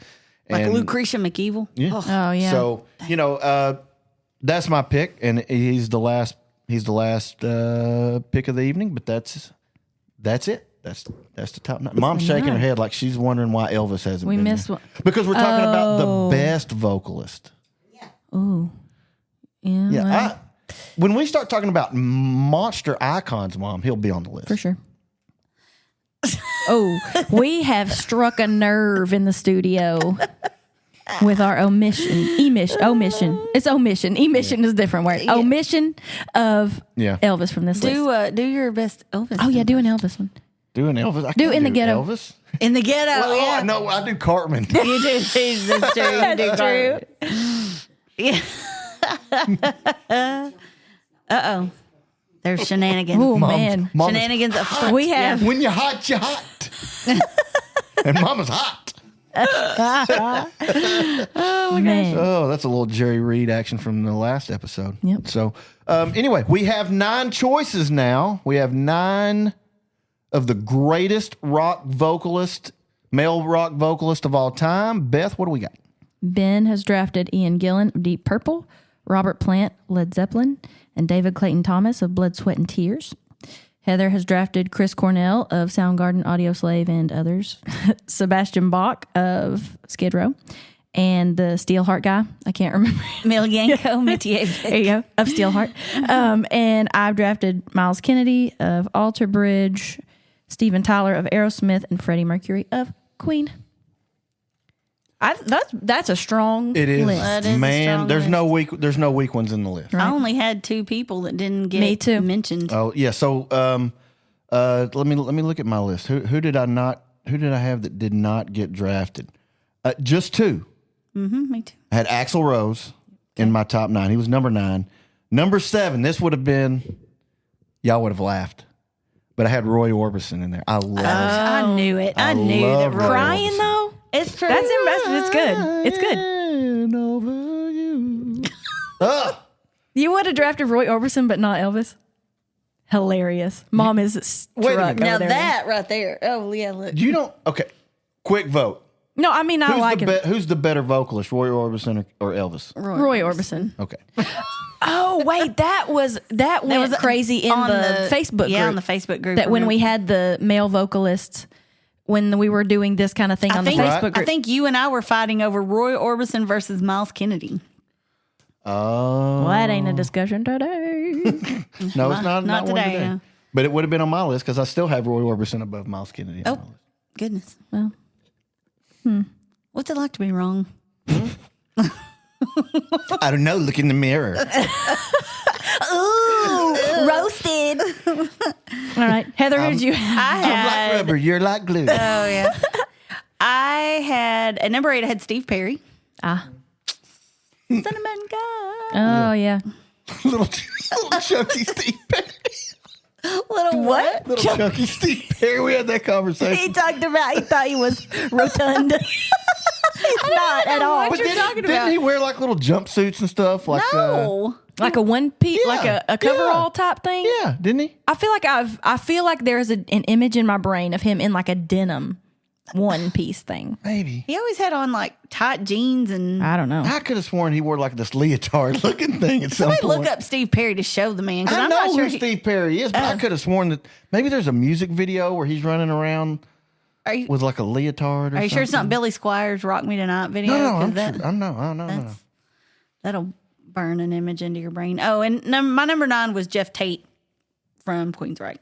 All right. Totally different. Yeah. Yeah. I only had 2 that were not drafted. Axl Rose and is it Bruce Dickinson? I would have been all I figured over it. he'd come up. I would have been all over it for Yeah, sure. he He'd be trying to normally get him to number 1. I'm trying to find him in a onesie, but I can't. It's the Mandela effect. But he's not large by any means. He's not large. He's quite thin. I must have seen a picture when he was bloated or something. I don't Now, know. there is a picture of Axl Rose Axl does not look great. from several years ago. I think he's kind of, He is quite plastic. yeah. That's hard living like, too, you know. True. It was a picture. It looked like current Axl Rose, like 1987 Axl Rose. It kind of. And have you seen this It stuff was with? weird. You'll hate this with Carrie Underwood. Oh, They've done a lot of stuff together. yeah. Why will I hate that? I guess Because you hated when we talked about Home Sweet Home or whatever. You were like, her version is sterile. Blah, blah, blah, Yeah, blah. I She do, can't yeah. do anything No, I think she should do all of the stuff that she does. except that. Don't do that. You know, I mean, she's good. Wait. Okay. Hold on. She's almost too good. Yeah, to sing a Vince Neil vocal. No. Yeah. Well, anybody's gonna be. Okay. Okay. Then why are you mad? I just didn't like it that much. Anyway. So let's pick it. Oh wait, we have to Ben. Oh, so we have 9 songs, and now we have to cut it from 9 songs to 5. Working 9 to 5. Okay, so looking at the list and knowing that there was not a lot of, there just weren't that many names on the big list. I think there were like 14, 15 names on the big list. So hopefully there will be enough consensus on some of these guys to move over to the top 5 without too much of a discussion. I don't know if that's possible or not. Now, I did not have Miles Kennedy on my list. At all? I did. Well, yes, that would indicate at all. Yes. Get wrecked. Oh my God. So let's move to Chris Cornell, because I did have Chris Cornell as my number 4. Was he in your top 5? Number 2. So I feel comfortable that we can move Chris Cornell over without much conversation. Obviously, I had Ian Gillan number 1. Did you have him on your list, Yes. Heather? 7. 3. 3. So maybe I don't know. Robert Plant was the next pick. I had him number 2. 6. 4. 4. I would think he would probably, with 2, 6, and 4, I would think he would be moved over. Sebastian Bach, I had in at number 6. 8. 3. Okay. The next pick was Steven Tyler. He was my number 3, actually. He was my number 4. You didn't have him at all, huh? Ooh. Tricky. The next pick was Freddie Mercury. I did have Freddie Mercury in my top 5. He was number 5. 5. He was my number 5. So he's in the top 5 for everybody. Yeah. But there's going to be somebody's like number 2 or 3 that probably was like number 6 in somebody else's or something. So do we want to move him into purgatory? Yeah. Oh, God, he's dead, too. That's bad. We did it again. Yeah. We did it again. You'll have to go listen to last episode to see where we made unintentional death humor. Yeah. And then Miljanko. Did I say that right? No, but that's okay. Say it for me. Milyanko? Miljanko. Oh my God. Okay. He was not on my list. Was he on your list? Nor mine. And I'm sure that David Clayton Thomas was not on either one of y'all's lists. He wasn't. So I mean, those we two can will probably strike probably those two. not make those. I don't necessarily want to strike both of them. Which one do you want to not strike? David Clayton Thomas. Well, then don't strike him. Leave him. Look at leave you. him in. Leave him in. Leave him in. But we can all agree that we're going to cut Miljanko. Yeah, I think so. Lame. Great, but even you said he was a one-trick pony. That was your That's pick. true. I do remember that comment. That's a good catch. Thank you. It's a good catch. Okay, so we've eliminated 1. Oh, and technically 2 because we've moved Chris Cornell over, so we don't have to consider him anymore. That's true. That's also true. Can I make a? Now here's the thing. Let's do this. Okay, so you had Miles Kennedy where, 1. and you had him where. 2. So there's no way I'm going to be able to vote to keep him out of the top 5. Indeed. So y'all might as well move him over. I'm not going to fight and try to, pull that rabbit out of my hat. I'm going to save my bullets. And I mean, Ian Gillan was my number 3. And he was number what for you? 7. Ooh, what is wrong with you? I don't know. That's weird. There's no way she can stop us. She just asked me, how does it feel to be wrong? Tell us. Look in the mirror. Oh my God. So we can move him over. She can't stop us. That's Yes. right. I don't Okay. have a problem with moving him over. All right. Well, we were just trying to do the maths. Okay, so now we have 2 spots left. 1, 2, 3, 4, 5 guys. Ooh. Now I have a proposition. Can I just throw 2 out there? He's wheeling and dealing. It's not really wheeling and dealing. Right. We said Freddie was on everybody's list. That's whatever. I don't really care about the 4th spot. 5th spot. I have been hit with the emotional pick. I think we should put David Clayton Thomas in. You don't. It does provide, like, here's the thing. Here's what I would say. Not that they're all the same guy, but they're all going in for very similar reasons. Like, the upper register on all of them is a big part of why they're there. And I don't want to just completely pretend like, let's be real. I mean, there's like 30 years of rock and roll that happened before that was a thing. And we just would be like saying that era didn't happen, or Yeah, that, I'm not messed- or that I mean, style of rock and roll I'm didn't not messed happen. up about it. I mean, I didn't really think about putting him on my list, but he is. Yeah. I didn't think about it, but I'm like, that's kind Yeah, it's a good I pick. kind of like that. Kind of like, I toyed with even like Paul Rogers from Bad Company. Yes. Because he's very Yes. good, He is very good. but that's just not the kind of the list I was making. But Here's one thing that I think is missing though. It does seem a little. I would put Lou Graham in before I put Bad Company. Producer agrees. Having Yeah. a list, Neither with- of them were drafted. having a list without Robert Plant seems a little broken. Where was he on yours? 4. Where was he on yours? 6. He was 2 on mine. So what are you suggesting to do? What 2 would you put in? I mean, I would put in Robert Plant and either Freddie Mercury, or I don't have a problem with putting David Clayton Thomas in the list. I don't know. Well, I mean, the other option is, I mean, so here are the ones that I think have the backing to maybe make it. There's really 4 for 2 spots that are on our list high enough. Mm-hmm. Now that David Clayton Thomas is in the mix, he makes 4. yeah. So it's like Steven Tyler, but he wasn't on your list at all, but he was 3 for me. And where for you? 4. So, I mean, he's like in 2 top 5s. Freddie Mercury is 5 in all of ours. Where's Sebastian Bach? Sebastian Bach is 6 for me, 8. 8 for you. So he's probably the odd man out, I would think. Where was he on your big list? 3. Oh, yeah, that's pretty high. But then Robert Plant, Well, Robert Plant was in 2 top 5s, right?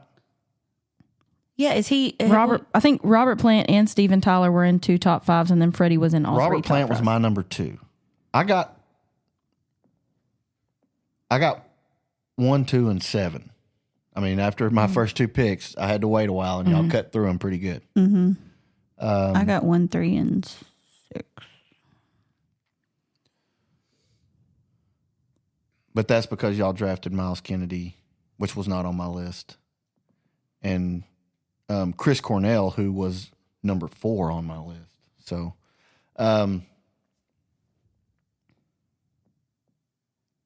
I think I feel like it's going to be weird not having Robert Plant on the list. It is. You know, now that's selfishly speaking, I know, because that means that all 3 of mine would make the list. I don't know that that's Who have ever we happened. got? Who else be have like we, that sometimes. Who have we got on the top 5 for sure? Chris Cornell, Miles Kennedy, Ian Gillan. And that was my top 3. Really? Yep. It was Miles, Chris, Ian. It's going to be equally weird not to have Freddie Mercury in the know. top 5. I mean, you know, and here's the thing, like, and most people probably have Freddie Mercury in the top 5. Now, most people probably have Robert Plant in the top 5, but most people probably can't name the lead singer for Deep Purple either. All right. Yeah. Honestly, I mean, Most people would quit when we talk about rock and roll, would have quit listening to rock and roll before Chris Cornell was. if I were rounding that out of those, I would put Sebastian in. I would put Robert Plant in. I would put Freddie Mercury in. And David We only Clayton have- Thomas would be an asterisk. But we only have 6. 2 spots, and you named 3 people just now. I would probably put Plant and Freddie Mercury in.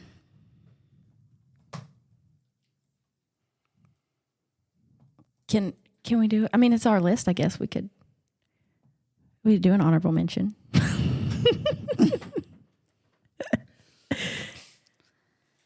I think David Clayton Thomas is great. I think that if he had, but he never jumped out to me enough to Well, like. but that's because I think going in, I mean, even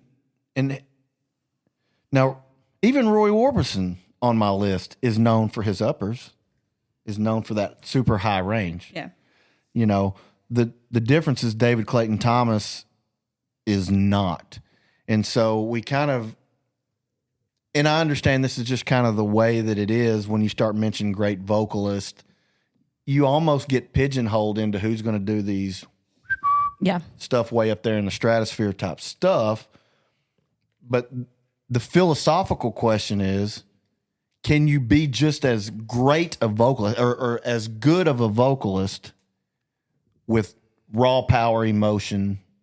I don't know. I think that Bluesy. I think that the power in those upper ends is another box to check skill set that range is. But how many of these guys can sing "You Make Me So Very Happy" anywhere near what David Clayton Thomas? Well, so it's like yeah, it's a but we're not- different. It's a different thing altogether. I mean, it's like asking a monkey to win a swimming race against a dolphin. I mean, I get it. I'm just saying that range is a factor for me. So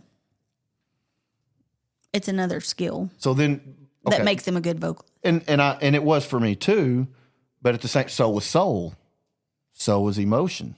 Yeah. And David Clayton Thomas wins those in spades. Well, I think that all of these singers sing their respective songs with emotion. It's just they all sing you differently. lose it at those times, and this would be my argument. When they're at those extreme top wailing, extreme highs,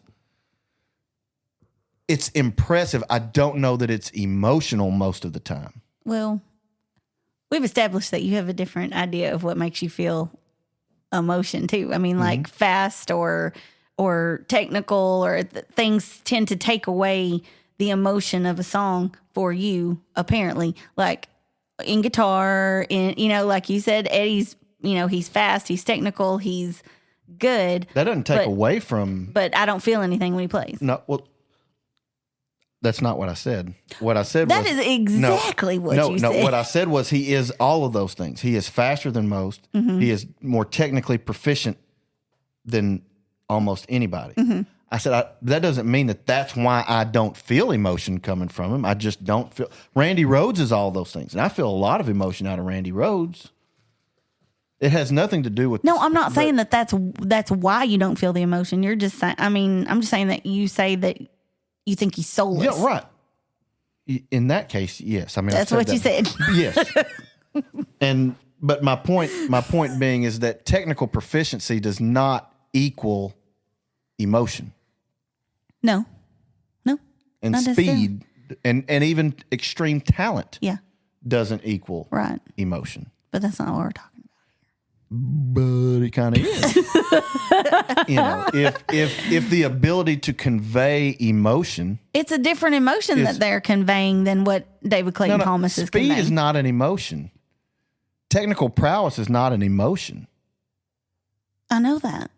Then what? Then But we're that's not. not- What are we arguing about here? I don't know. You're saying that those tools don't matter. No, that's not what I said at all. I'm I said they don't necessarily correlate to emotion. You can be those things and not Yeah. have emotion. You Right. can also have those things and have emotion. But we've decided in our discussions that they do, that they, even though they have those things, they also do exude emotion. yes, so but what it I have, doesn't but what I matter. have also said is that in many of the cases for some of these people, you lose which people? You lose emotion when they're just trying to survive in some of those, and they're just some of Okay. it's extremely impressive. Which people? And we'll cut them. Well, let me look at the list. I would say you lose it with Milyanko. I figure he's out. I would say that He's not in the ones that we're considering for the top 5. That's true. I would say to some extent, Steven Tyler, like on for example, Dream On, which to me is one of the most impressive technical ones that we've done. Just his ability. Okay. But like I feel like he's just hanging on for dear life. You know what I mean? Mm-hmm. So like terror is the emotion I feel to some degree.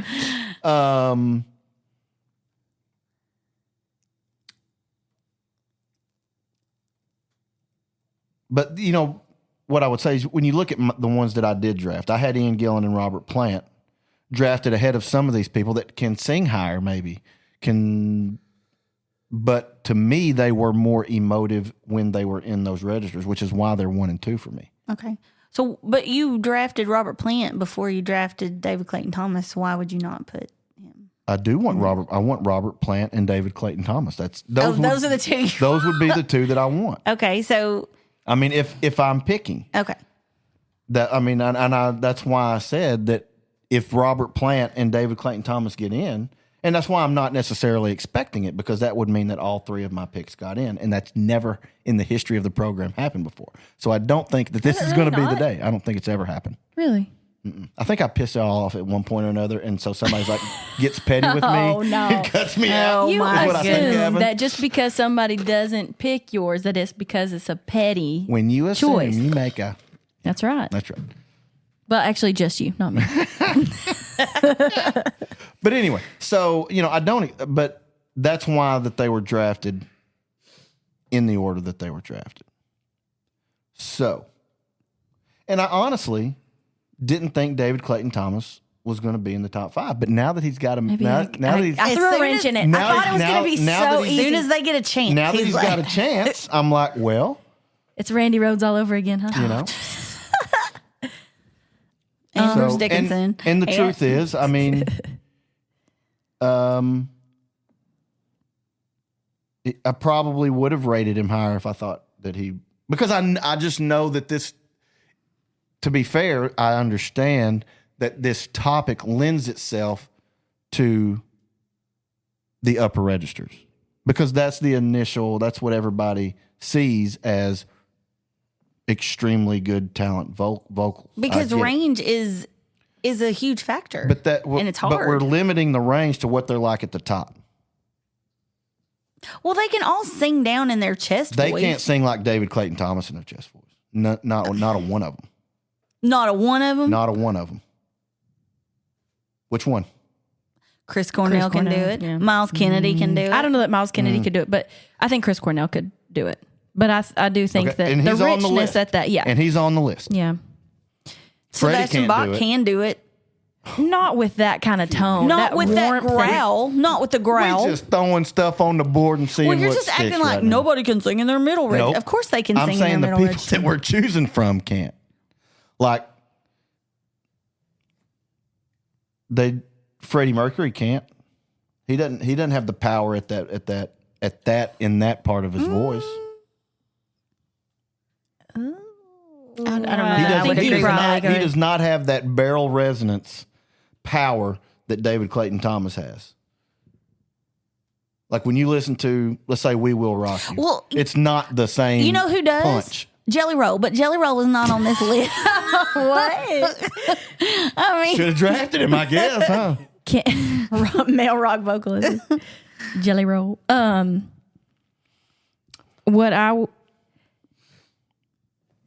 I make you the swing vote, Heather?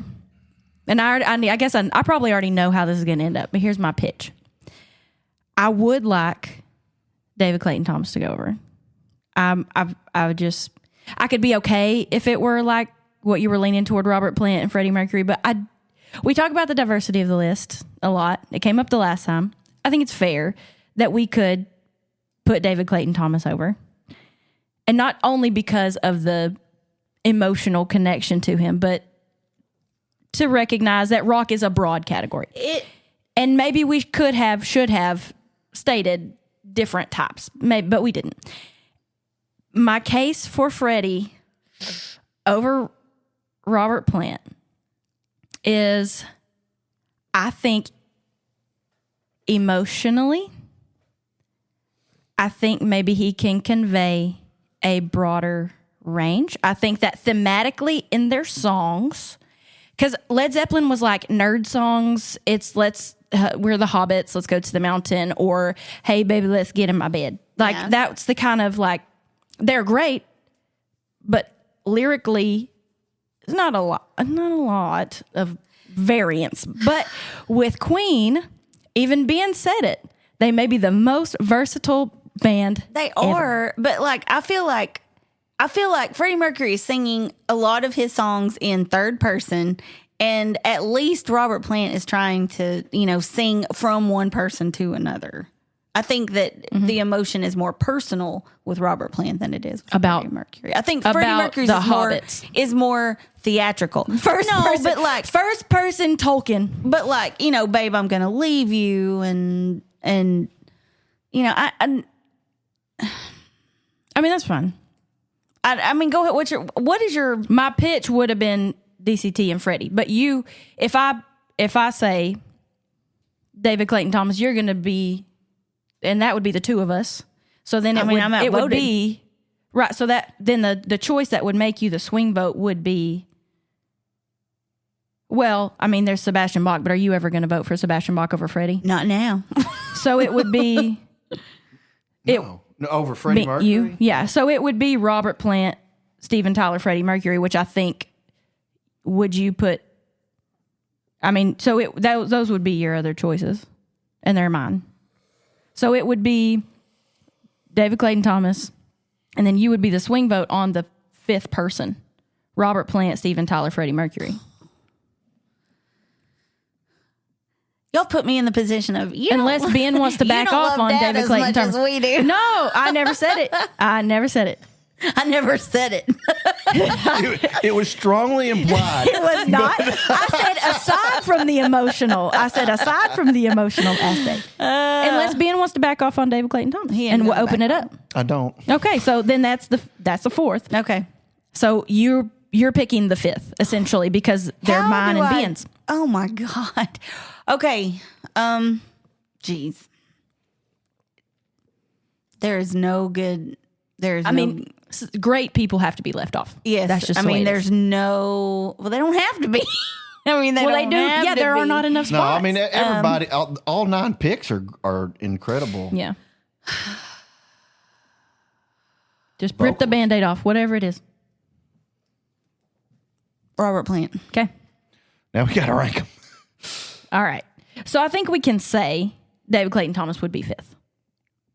Yeah. Ben's like, I don't know. I mean, do you want him to be four?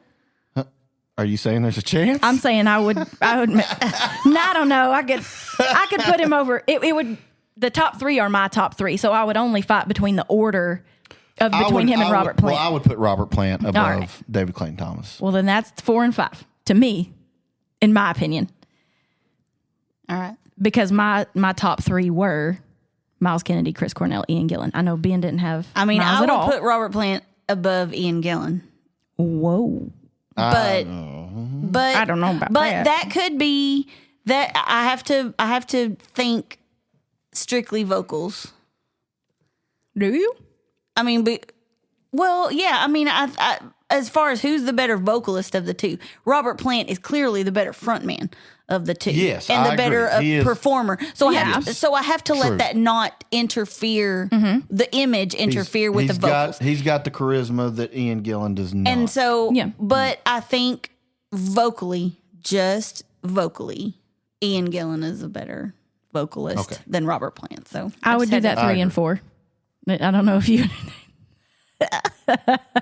but those are not. Well, so here's the thing. Like, y'all are going to have to determine where Miles Kennedy goes because he wasn't in my top 9. And that's going to be the tough thing. Between, like if it comes down to who goes in front, is it Cornell? Because it seems like it's going to come down to Cornell or Kennedy. Those are my top 2. That's what it seems like it's going to come down to. And if I'm the swing vote on that, I'm going to put Cornell 1.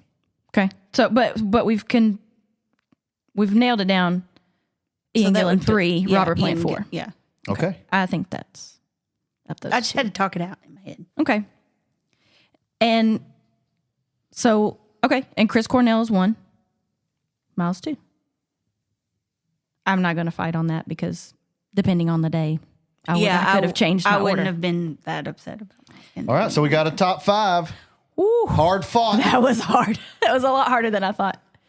Really narrowing it down. The ranking, It was the opposite of what we thought. It's the top 5. Narrowing it down was harder. We thought ordering it was going to be hard, and getting to the top 5 was going to be easy, but it was getting the top 5 that was hard, and then ranking them that was easy. All right, so what's the top 5? All right. The best male rock vocalist according to the music list. So this is the definitive list Of all time. of all the times. Number 1, Chris Cornell. Number 2, Miles Kennedy. 3, Ian Gillan. 4, Robert Plant. And 5, David Clayton Thomas. All right. I'm glad DCT got in there, man. I got to tell you. Love you, Dad. Oh my God. So, Sorry, Dad. what do you mean? We got him on the list. We did it. You did it. He's like, no thanks to you. Hey, we want to remind you one more time that we are on your social media platforms: X, Facebook, Instagram, YouTube. That's probably That's probably for the best. Please like, subscribe, follow, whatever it is that particular platform does. Interact with us. Let us know what we're doing in 2 weeks. I feel like I'm going to let you know. We can let them know what we're doing in 2 weeks. I think you had a good idea this episode. Yeah. So we're going to do it. Yeah. Let's do it. Yeah, let's do it. We're going to go with Reba. Best of Reba in 2 weeks. We'll see you then. No,